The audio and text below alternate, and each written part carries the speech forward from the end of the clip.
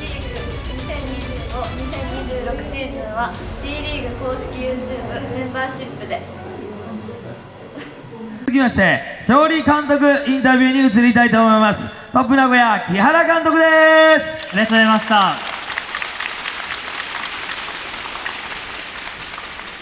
さあホーム戦、見事勝利で飾りましたが、試合を振り返っていかがだったでしょう今日は。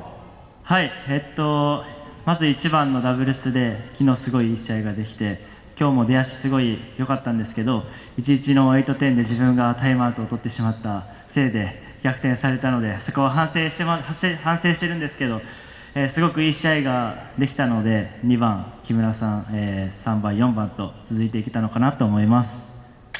ありがとうございます。今シーズン、ラストのホームゲーム2連勝で飾ることができましたが、春日井のこの会場いかがだったでしょう。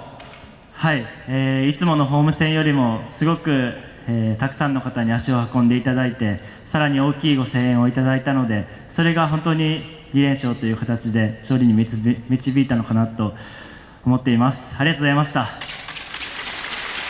ありがとうございます。それでは最後に会場及び配信中継でお楽しみになっているファンの皆様に一言メッセージお願いします。はい、配信で応援してくださった皆様、会場に足を運んでくださった皆様、ありがとうございました。また後ほど、感謝の気持ちを伝えさせていただきたいと思うので、また、まだお帰りにならず少々お待ちいただければと思います。ありがとうございました。ありがとうございます。改めましてトップおとめピンポンズ名古屋木原監督です。大きな拍手をお願いいたします。ありがとうございました。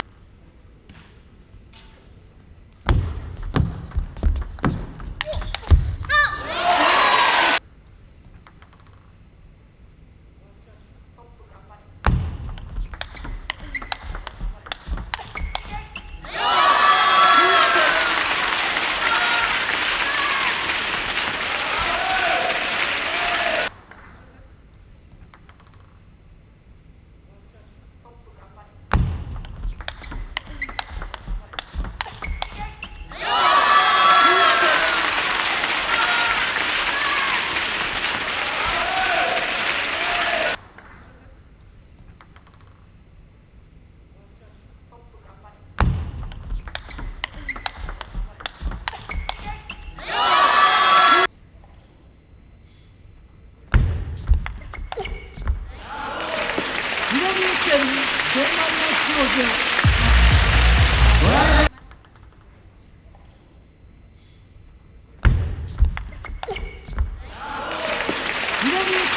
前半の出場